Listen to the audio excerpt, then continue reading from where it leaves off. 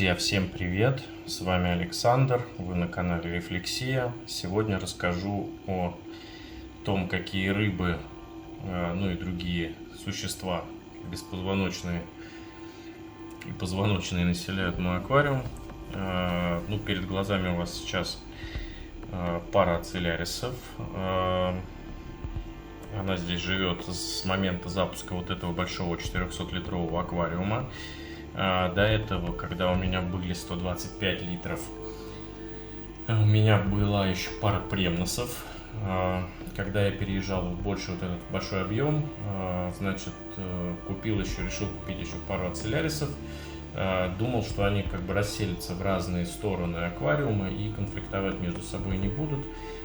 Вместе с тем премносы начали задираться к ацилярисам, плавали из своей части аквариума к ним, но в результате ацилярисы премносов, мягко говоря, победили. Одного добили насмерть, второго мне пришлось продать. Отсадить сначала, я его отсадил в самку, она причем как бы самца, как я уже сказал, самца убили сразу, самка бегала и все равно продолжала задираться, хотя выхватывала периодически. Вот, мне ее пришлось отсадить и продал ее на форуме. Ну, в принципе, про ацилярисов особо что рассказывать.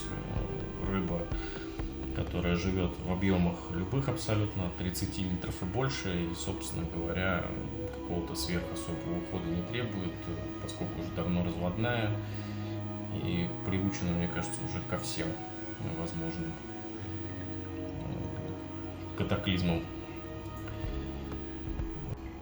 Сегодняшнее видео я постараюсь сделать такое, можно сказать, одним кадром. Ну, конечно, одним, наверное, не получится, но тем не менее, с минимальным количеством склеек. То есть буду вот просто рассказывать, снимать и рассказывать о своем аквариуме. Надеюсь, такой формат вам тоже понравится. Ну вот сейчас вы видите практически всех, мне кажется, обитателей остальных этого аквариума. Вот все разбежались, главное. Значит, ну давайте вот первое расскажу. Это тюленевый апагон. Он самый такой долгожитель в этом аквариуме. Он и хризиптера. Я что-то сейчас пока не вижу, но думаю, сейчас выплывет. Они жили у меня начиная с 60 литров, то есть больше 4 лет им. Сейчас я для апагона купил самочку. Она, правда, прячется пока. Ну, буквально пару дней назад я ее взял. Посмотрим, получится ли у меня их развести. Ну, чтобы было так немножко повеселей. Хипатус. Ну, здесь все понятно. Где Немо, там и Дори. На самом деле тоже брал его мальком, совсем сантиметра 3-4, наверное. Сейчас он так размером примерно, наверное, сантиметров 12.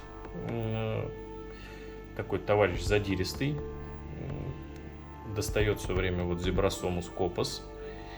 Ну, как бы, когда я ее брал,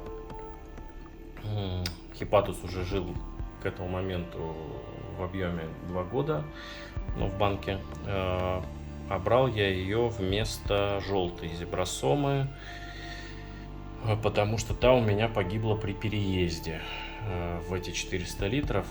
Ну, там была ситуация, что переезд был не только из объема в объем, а я как бы переезжал физически в другую квартиру, вот, и, видимо, получился такой перезапуск, и почему-то зебросому и хипатуса обложила манкой, причем хипатус, в общем-то, за неделю с ней справился, а зебросома погибла.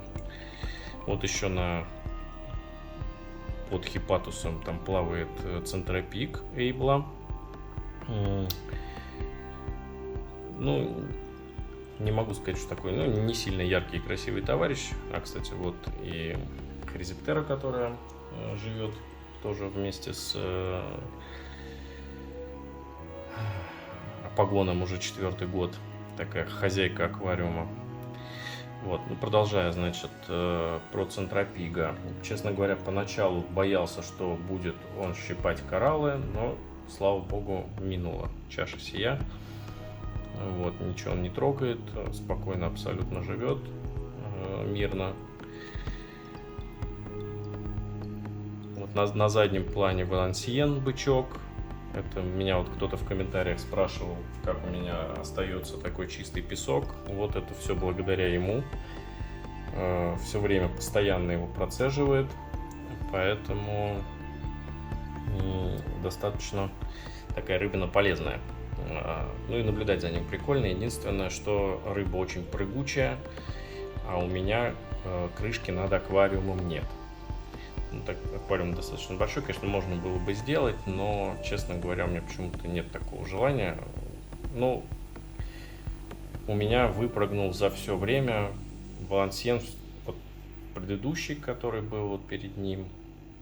Ну да, вот он выпрыгнул. Но он прожил года 3, потом выпрыгнул. Этот уже год живет у меня, слава богу.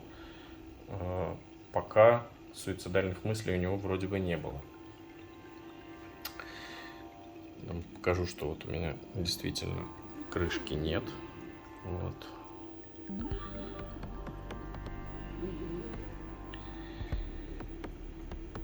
Кого еще можно представить? Где-то у меня здесь бегает собачка Салария. Сейчас мы ее постараемся найти. Очень она мне нравится.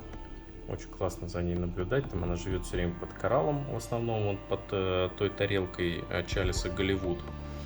Иногда прячется, есть кувшин, бегает, собирает всякие остатки, не знаю, там водорослей или чего, то со стекла, то вот с дальней стенки аквариума. А вот она, все, мы ее поймали, вот она. Не знаю, мне она прям очень нравится. Она, в общем-то, мое любимое создание в этом аквариуме. Самая забавная такая.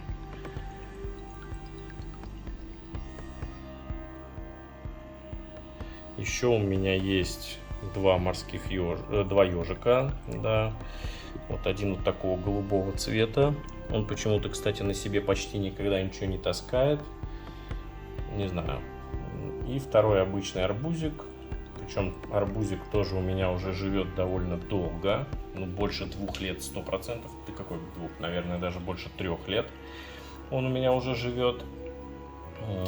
И, собственно говоря, чувствует себя прекрасно, вечно на себе что-то носит. Единственное, конечно, двигает и сбивает кораллы периодически, что, конечно, не очень радует. Иногда приходишь с работы, а что-нибудь надо, какую-нибудь эуфилию срочно поднимать. Что еще есть? Куча у меня вот актиний, их видно, расплодилась. Их я, конечно, вот пытаюсь задвинуть. Хочу вот убрать, расчистить вот с этого камня их, если честно. Вот, если у меня это получится, их нормально снять и пересадить в отдельную емкость, с удовольствием подарю кому-нибудь из своих подписчиков их. Вот одну пытаюсь, пока начал вот с этого угла, здесь их сгоняю, направил на них помпу течения, но что-то мне кажется, что им по кайфу на самом деле. Хотя говорят, что если направить на них помпу течения, то они должны начать двигаться. Кто есть у меня еще? Есть у меня морская звезда. Где она, правда, пока не скажу. А вот, кажется, вижу. Сейчас попробую ее вам показать.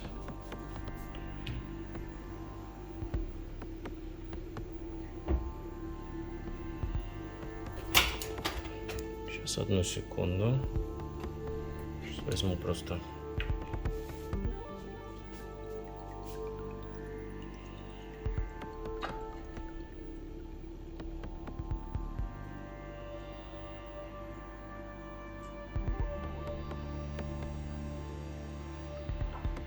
Засыпал.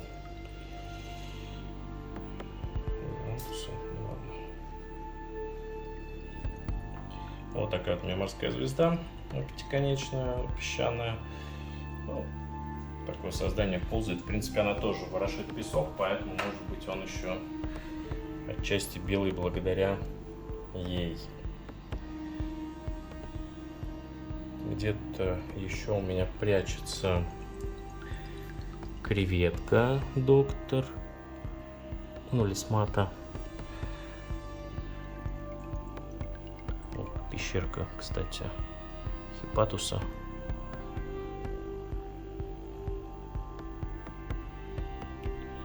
Не знаю, будет видно или нет. Вот здесь вот у меня прячется афиура, вон ее щупалки торчат. Ну вот и, собственно говоря, креветка. Вон она, усы торчат, не знаю, видно, не видно. Сейчас постараюсь, может быть, покормить их, чтобы вылезли немножко.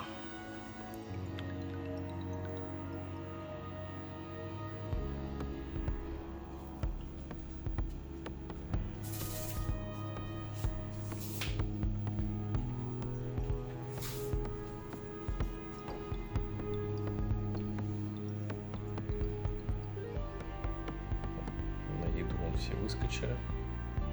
Вот и креветка, да, вот она вылезает.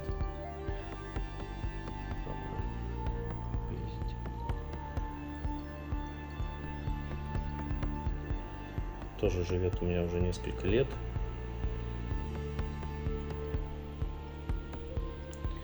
Вот, собственно говоря, и вся живность, которая здесь есть, на самом деле. Как я уже сказал, аквариум рыбой не перегружен, потому что я живу практически без подмен. Ну, подмены делаю, но достаточно редко. Буквально, может быть, раз в 2 месяца я меняю 10% объема, не более того. Вот, и между тем, как бы все нормально растет и развивается, но именно за счет того, что система все-таки не перегружена рыбой, соответственно, как бы и отходов жизнедеятельности тоже не так много, поэтому как-то вот так. Значит, ну так еще покажу, вот он арбузик там, которому уже несколько лет, хотя почему-то то, что я читал, когда начинал заниматься аквариумистикой, что на самом деле типа арбузики живут совершенно недолго, там до года в аквариуме, но вот у меня все очень даже хорошо с ним. А вот что вот это за ежик, я, честно говоря, даже не помню, потому что мне он просто понравился очень по цвету, но он на себе практически никогда ничего не носит. Так время от времени бывает, но не как арбузик, который постоянно обвешан всякой ерундой.